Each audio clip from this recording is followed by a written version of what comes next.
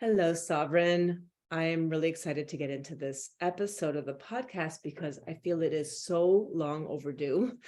Some of the stuff that I talk about all the time, like I could be talking about in here too, and I just haven't.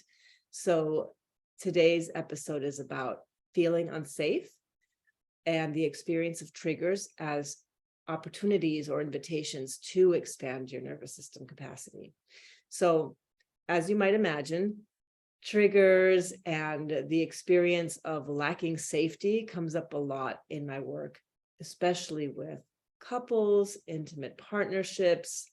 It comes up a lot around polyamory, of course, and it comes up in coaching containers, especially group coaching containers. And certainly over the last, 3+ years, there's been a lot of talk around what creates a safe space or how to create safe spaces. And what it means to have a safe space. And can we even promise that, right?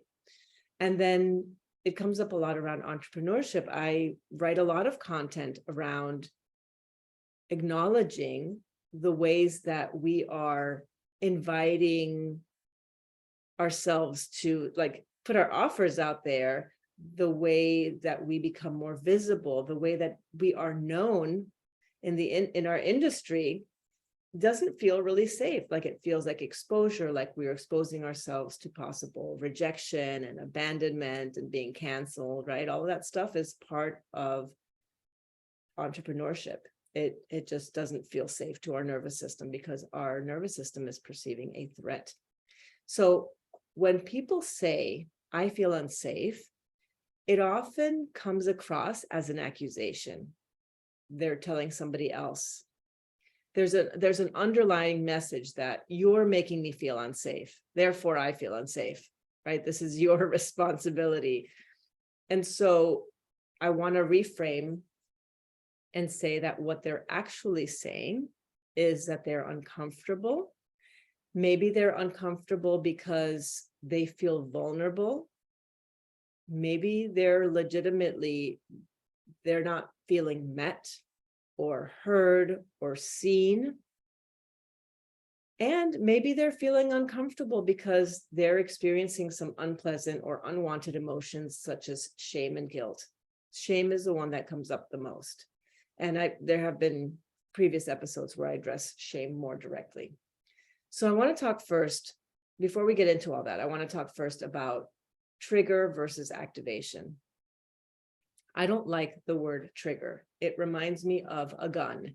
And guns have negative connotations for me. I've also heard in other circles that, people are really moving away from the word trigger. I don't love it. So instead, I'm going to use the word activation because a trigger is simply a nervous system activation. It's simply an event happening in your body. It is neutral. It is intended to be a healthy part of your life and human system. It is there to keep you alive, right? It is a neutral event. Your body is just perceiving danger, or it's perceiving a threat in the environment, and it's just a natural fear response that happens. So I want to lead with I talk about a lot of nervous system expansion, right? And how nervous system expansion allows us to receive a lot more, allows us to receive more wealth, more intimacy, more depth of connection, right? There's all of the stuff that gets to flow into our system when we have an expanded or capacitated nervous system.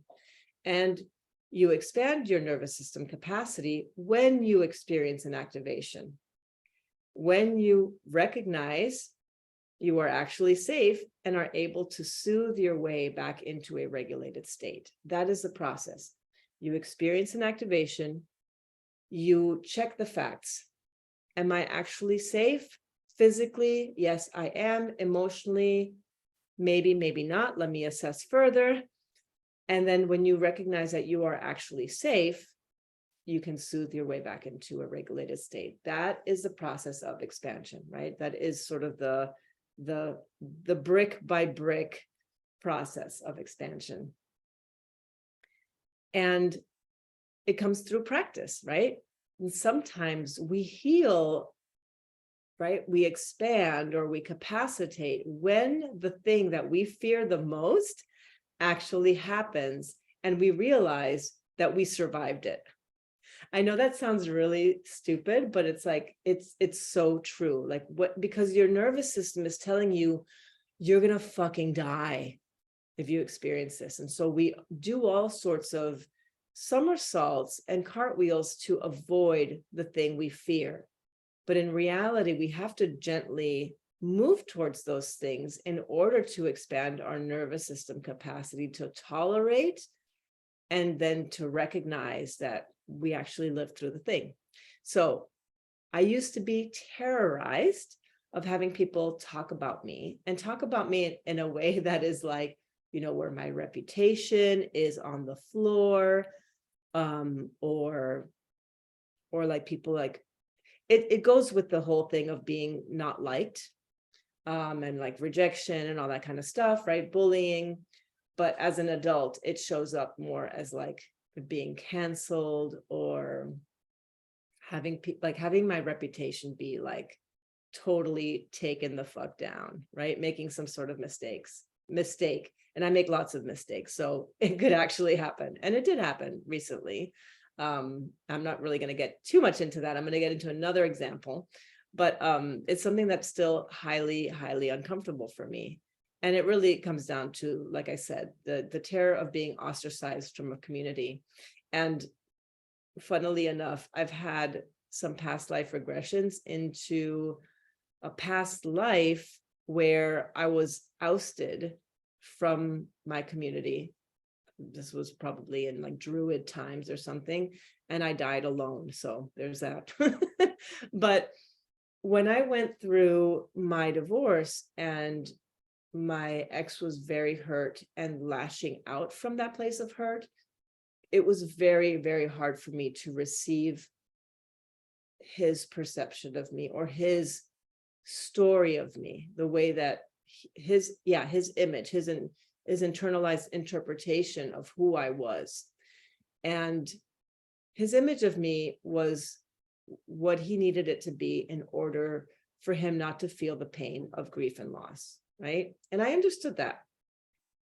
But it was still highly, highly sensational in my body to know that there was someone in the world, especially someone that I had loved, that I shared children with, who appeared to want to destroy me, who was really sort of like, it felt very focused on that task of like wanting to take me down. So it was very, very activating. And during that time that it was happening, it was like over 2 years. During those 2 years, I centered my entire world on pleasure because I knew this was a long-term problem, first of all, and that the soothing that I needed was a longer-term solution as well. Like I needed to just really, really focus my energy on pleasure, on joy, on feeling free from the inside. And what happened was that I was able to turn that vitriol into rocket fuel. Like I had to focus so hard on regulating my system, at least to a very specific level where I was actually able to bring more of myself out into my work. So it's like, I had to like, imagine that the energy coming at you is like tiger energy, right? So there's like a tiger coming at you. The energy that's required to meet the tiger, you have to meet it at tiger level. So, you know, if a sloth is coming at you, then you can sort of meet it at sloth level. You don't need to go tiger on it. But if a tiger is coming at you, the way that you need to activate your healthy fight response has to be at the level of tiger, right? Because anything less is just like, you're not going to sort of win and be able to regulate at the level that your nervous system needs, right? So I was bringing pleasure in at the tiger level and regulating at the tiger level. So what happened by accessing that healthy fight energy, I actually moved it through my business.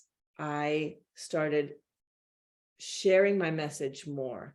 right? So that energy that I was like conjuring up, I moved it through my business. I moved it through my content. I created content specifically about this type of stuff. And it really, really helped me. So that whole experience gave me the opportunity to reinforce my energetic boundaries and expand my nervous system capacity around something that I had feared so much. And that whole fear around like ostracism or being disliked or hated just kind of lost its grip on me. It's lost its hold on my nervous system. So it's just like, okay, well, motherfuckers don't like me. Okay, all right. So it's not the end of the world. I will survive. Because why? I do have tons of people who like me, and I have people who really, really care for me and love me. There are some who don't. That is okay. That is a totally normal response to me. I can be polarizing sometimes, like not even I remember my teachers not liking me because I didn't know why, but for some reason there was like, they didn't like my vibe or something. And some of them did, some of them didn't. But, as a kid, we want to be liked by everybody. We want to be like, yeah, I want to be like, I want to be best all around. And that's just not realistic. So I, the point being that I was no longer as afraid. And how this shows up in relationships, when people say they're triggered, when people say they feel activated, or when they feel unsafe, it's coming across like an accusation. Or sometimes they express feeling unsafe when they feel attacked, right? So their nervous system is having an experience of being attacked. Maybe it's not what's actually happening. Maybe if you have this experience of feeling attacked, maybe you're being called in, maybe you're being called out, maybe somebody's pointing something out to you that you don't really want to look at, or that's uncomfortable to look at. Like I said earlier, I've gotten my ass handed to me in the last 2 months, quite a bit. I was going to say 12 months. The last 12 months by the universe, but the last 2 months by actual people. And there's something to be said about holding a piece of criticism or feedback long enough and exploring where it might be true. It is uncomfortable. Personally, I hate it, but I kind of love it too. I can feel the part of me that loves it because I want to grow. I want to develop. And I know that it's through those experiences that I will deepen, that I can create more intimacy from those conflicts. But yeah, like oftentimes when somebody brings something to us, somebody brings something to you, a partner, for example, or a friend, and says like, hey, I didn't like the way you did that. Often our first reaction is defense. It's like, what are you talking about? And that's already like, you're already pushing it away. But what if you just paused and let yourself just listen and breathe with as much of like a sort of a curious, open heart? If this person obviously is very close to you, you're going to want to do that. If it's somebody that you're not invested in emotionally, who is not significant in your life, well, then, whatever. But really, this whole point is about running the feedback through the filter of your discernment and honest self-examination. Like, where might this be true? Like sometimes my kids bring stuff to me and the first thing I want to say is like, no, I didn't, or that's not true. And then if I just listen, I can see where it's like, yeah, I am kind of contradicting myself a little bit. Thanks for the feedback. I'll do better next time, or I'll consider that. And sometimes they say stuff to me that it's like, no, that's not what this is. Thank you for your feedback. Yeah. And I'll explain why it isn't the thing that they're thinking it is.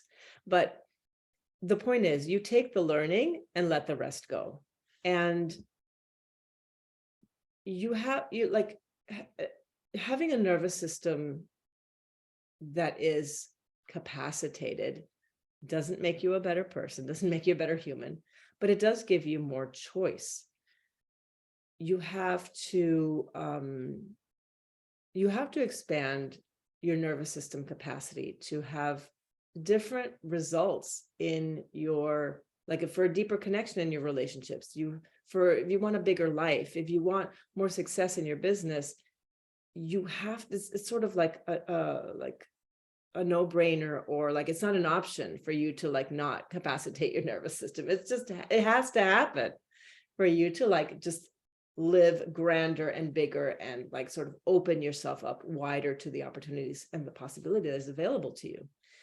And it really is about having more choice in how to respond versus react.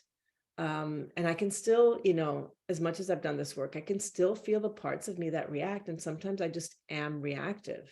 It just is, right? And it depends on whether I've slept enough, whether I've been feeding myself well, or whether I have a headache or not, or I'm in pain and I just feel more irritable, or on certain parts of my cycle, right? I will just not feel as capacitated and I will respond and react to things differently. So it really is about giving you more choice, not only in how to respond to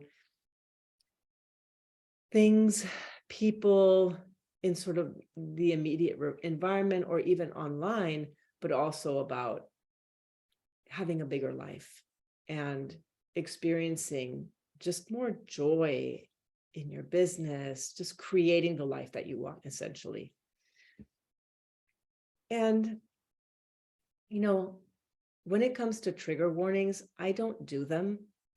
I don't do them because I don't like the idea of handling people with kid gloves. I was just thinking in German about velvet gloves is what we call them in Germany, like kid gloves. I don't think people are delicate. I believe people are resilient and sovereign as like from at the baseline. And so I don't write really intense content, but I also don't do trigger warnings because it's like you're a grown-ass human. You can deal with this, and if you're triggered, there's stuff that I read that triggers me and I just stop reading, or I just keep on my way, or I soothe myself or do whatever. But anyway, I do occasionally appreciate trigger warnings depending on how sensitive I'm feeling on a particular day. And if I'm feeling particularly sensitive, I will also not be on social media very much. And I don't watch the news. I don't read the news precisely because I am sensitive. I don't want to know about all the shit that's happening in the world, because either way, it doesn't change the way that I deal with it. I'm going to still continue caring about the world. I'm still going to continue donating and doing whatever I can to create a better world, but I have to sort of stay in my lane. It doesn't really help me to get so activated where I'm not able to do my work, or where I feel so depressed, where I feel like I can't go on. Anyway, that was a little side note on trigger warnings. But anyway, activations help you expand, but when you're in a relationship where you feel pretty constantly activated, that's not a sign to stay because you think you need to grow, right? Oftentimes I see people activating each other's most primal young parts.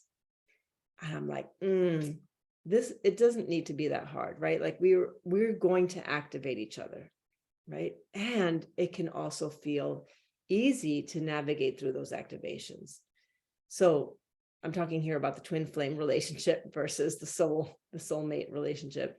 So I see a lot of couples who are activating each other and are stuck in a loop where they are actively just going into those deeper wounds or the deepest wounds.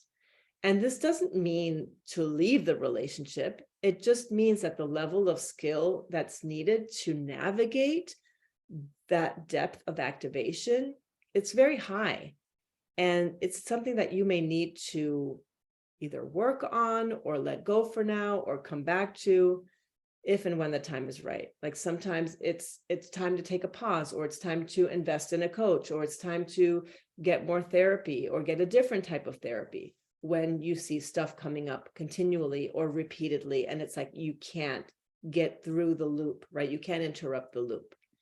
So as I was saying earlier, there will be times you get to decide where you want to get activated and where you don't, right? In a lot of cases, life just hands you situations where you don't have a choice about whether or not you get activated. You're just going to freaking expand because the universe has decided to, like, deliver something on a silver platter.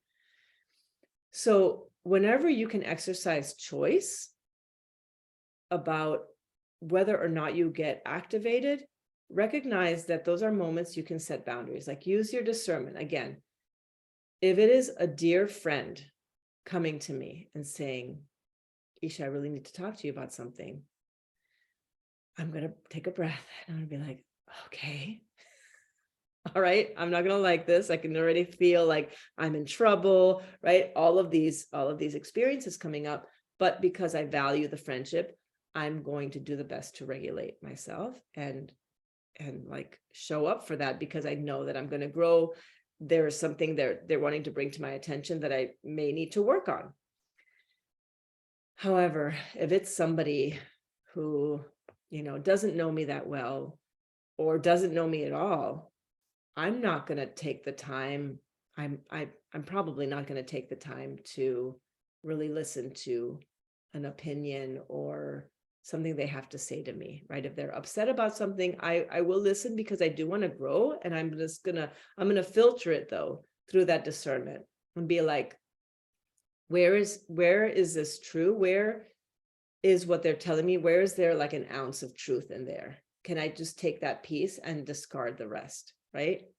So there is something that I want to share too around like boundaries around this kind of stuff. And maybe it is too much of a sidetrack. Anyway, I'm going to say it just because I feel like it's important. Sometimes our past experiences, sometimes we have trauma, right? We have trauma around certain things, and we get to ask for what we want when people call us out on stuff. Like in my friendships, for example, like, and because of the work that I do in my friendships, I require, is that right? I really like consent.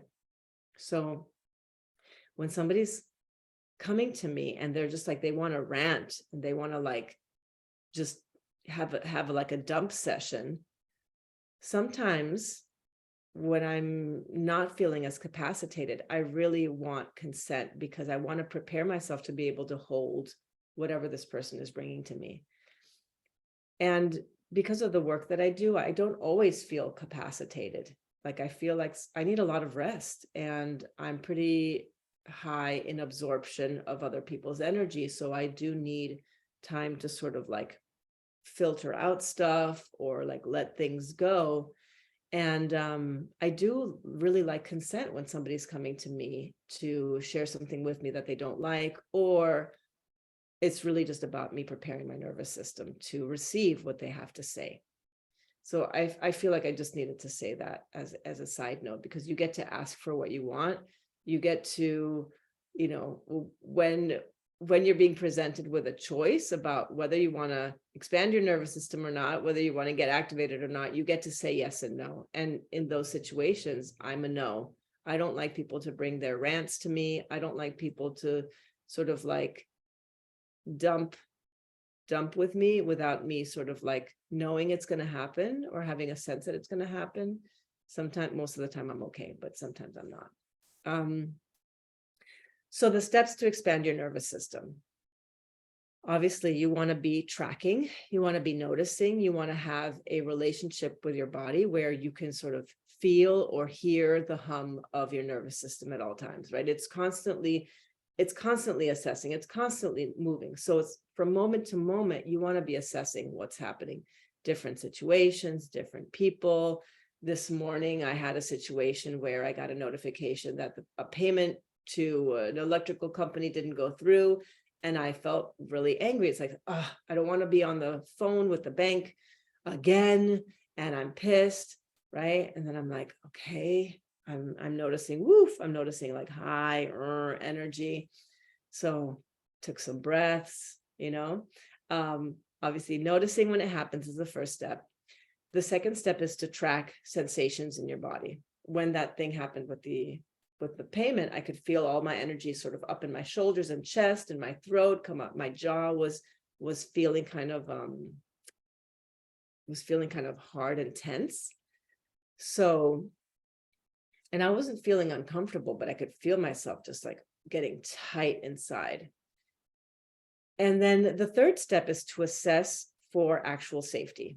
So first step is to notice, track what's happening. The second step is to notice the sensations and experiences of discomfort. And the third step is to assess for actual safety, right? You want to sometimes it's helpful to just look around your space and be like, am I safe? Right? And sort of like look down at your body.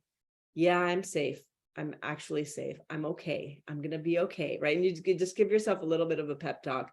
Sometimes, well, this is just what happens when your nervous system is activated. It sort of like sends a message to your brain to like protect, do this, do that. And so the brain will sort of make up all sorts of stories about what's happening in order for it to protect itself. So this is when we get into like ego protective behavior, like we get into defense patterns and strategies to limit connection or to like push people away.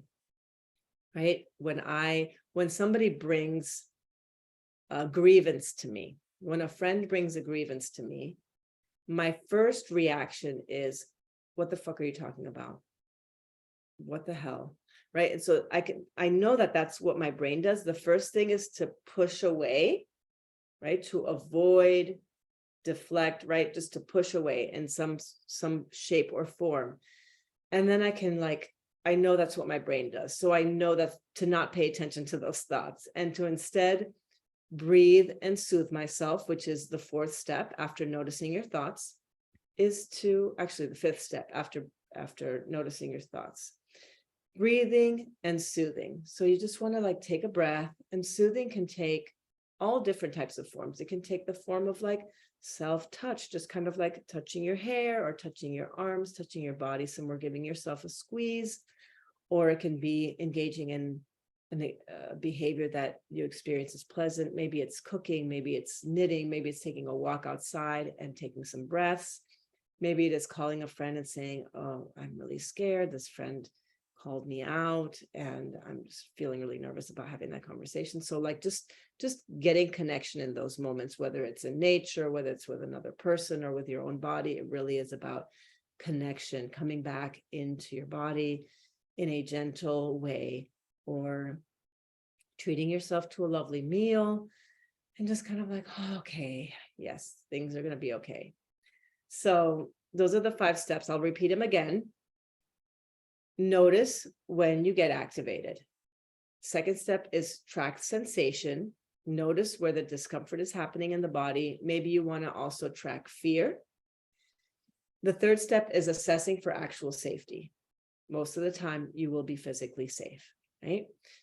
Fourth step is noticing your thoughts and definitely not believing them, and like letting yourself be more curious versus like judgmental or this is what's happening, da, da, da, da, da, da, da. And the fifth step is to breathe and soothe. So when you are activated, the reframe, the mindset shift is, this is an opportunity to practice capacitation. This is an opportunity to expand my life. This is an opportunity to expand my range of experience, my potential for success, my potential for deeper love, right? It is all happening right now.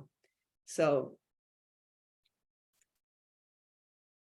I want to say also that, something about emotional unsafety. There's a lot of shit happening in the world that I don't read about in newspapers or watch on the news, but that I know are happening. And I really want to get people out of this idea of their fragility, because you may feel unsafe emotionally, but you are not physically in danger. There are a lot of people in this world that are physically in danger, that are actually in shit situations. And you may be in a shit physical situation. I'm not going to deny that or take that away from you. However, most of the time, and I'm talking here to entrepreneurs especially, right? Even when you feel emotionally unsafe, you're not actually unsafe. Anchor into the communities that you are part of. Seek comfort and safety, right? Safety and connection where you can find it. Learn to soothe yourself, come back to yourself, meet that part of yourself, the fearful one inside of you, meet them with compassion. Bring that attuned presence that you have within yourself, bring that attuned presence to the fearful part. Hold their hand.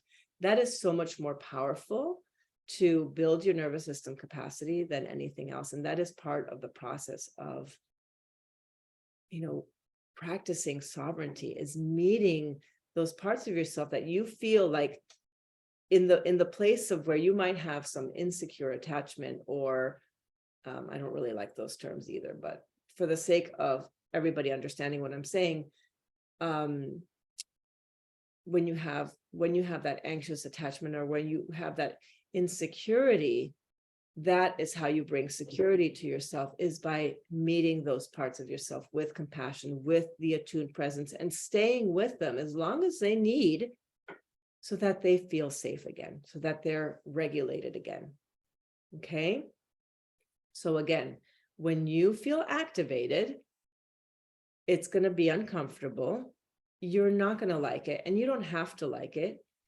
You may be feeling vulnerable. You may be experiencing unpleasant emotions such as shame and guilt. And that feeling of emotional unsafety is really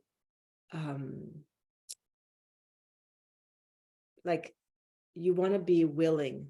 You want to be willing to feel, right? When people feel emotionally unsafe and they don't want to sort of go in and explore deeper, is maybe they're unwilling to sit with the discomfort. They're unwilling to sort of be with it, or they have less relational practice because they haven't done certain types of work, or amounts of work, or depth of work, or they just may have a bigger trauma history, right? They're just not there yet. So again, just inviting you to reframe feeling unsafe as an opportunity or an invitation to expand into more of your potential and who and what you came to do and be in the world. All right. Love you. And let me know how this landed for you. I'm really curious to hear what you are feeling, sensing. If this triggered you, let me know. If you feel activated around this, or if you have your own opinion, I'd love to hear about it. All right. Bye.